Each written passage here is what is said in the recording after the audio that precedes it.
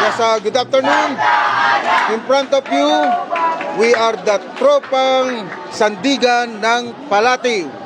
We are all independent candidates or aspirants for this coming SK and barangay elections. And we are bound with a common agenda. We unified ourselves for the following agenda, which has an acronym of HELPS, which stands for H for health, education, livelihood, peace, and security. And before I begin to introduce to you the group members of the Tropang Sandigan ng Palatio, first I'm going to introduce former Kagawad Susan Sulit. Here she is. And then followed by homeowners president, Mr. Mario Topacio, and then president also of homeowners, Mr. Carlos Rosario, and then Mr. Jaime Reyes, yours truly, Mr. Jojo Salazar, Mr. Roger Maliwat, and then Mr. Renato Larion or Tonton Larion. We have also an acronym for our group based on the first name. S, M, C, T, and then J, J, and R. So, which stands for sincere manifestation of commitments for transparency and justice. And then, job, opportunity, and reforms for the people of Barangay Palatio.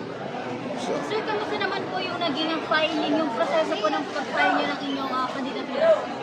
Well, we had hard time to file our COCs.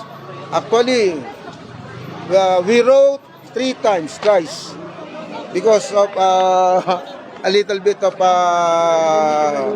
error with our form. But God is good. We have persevered, we have patience, and patience is a virtue. So here we are, for the sake of the people of Palatio, we are running as Barangay Kagawad. Sir, would you like to share your platform even kahit nag-iisa po kayo? Platform for? Platform of what you will do in your barangay once you are pagpatay po ay naluktok, sir. Okay, of course, first and foremost, it's very important for us, for each one of us, to be accountable, transparent, and reliable. And there must be no corruption. We don't want to ruin our reputation. Based on our age, as you can see, we are all stable. We have our own good background.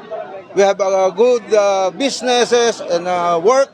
So we don't need to have to spend the barangay funds for, it's always for the people. The fund will always go for the people. Ma'am? So, kung may dadagdag din ako na pinili namin na maging independente, pero pagsasama-samahin namin ang puwersa ng bawat isa dahil nire-representa namin ang bawat purok. At dahil doon, madali namin may address kung anong pangangailangan ng bawat lugar namin. Lalo-lalo na sa panahon ngayon, syempre, bilang isang babae, nag-iisang babae dito sa grupo namin, nais natin na ay pagpatuloy ang women empowerment sa Barangay Palatio para laging mayroong boses ang kababaihan dahil ang mga babae talaga kailangan sumasabay sa kasaysayan, sumasabay tayo sa inog ng mundo. Ipinakikita natin ang lakas natin at ang karapatan natin para nang sa ganon ang ating lipunan talaga, ang bawat sektor ng lipunan ay nagkakaroon ng ambag ang mga kababaihan.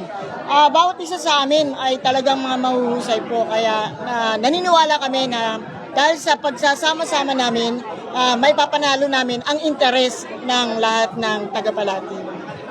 Salamat po. Mensahe nyo na lang po sa inyong mga taga-barangay. Well, our message for our barangay, the people of Palatio, we are making this sacrifice. This is a crusade of the tropang sandigan ng Palatio. Therefore, you as concerned citizenry of Palatio, we are hoping that you will also make your own sacrifice. Magsasakripisyo kami, sana magsakripisyo rin kayo para sa kaiuunlad at ikagaganda ng ating barangay ng Palatio. Yun lamang po at maraming salamat po. Thank you po. Thank you very much.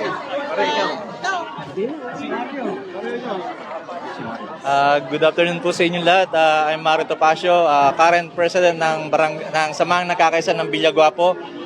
Sa akin lang po is good governance, participatory governance, and transparency. Yun lamang po. Magandang hapon po sa inyong lahat. Binuo po namin ang Team Sandigan para manungkulan kami ng maayos sa mga mayan ng Barangay Palatio. At kami po magsiservisyo ng tapat na kung ano man sino man yung mananalo na aming kapitan, siyempre yung magandang proyekto ay susuportahan po namin. At ang Team Sandigan po, nagkakaisa po kami na ipaglalaban namin yung mga mamamayan ng Palatio. Yun lamang po.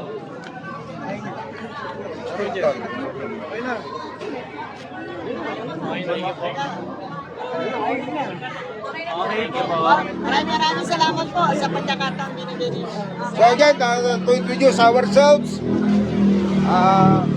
former Kagawad Jaime Reyes, Mr. Roger Maliwat, Carlos Rosario, former Barangay Kagawad Susan Sulit, Homeowner President Mario Topacio, Mr. Renato Larion, and yours truly, Mr. Jojo Salazar.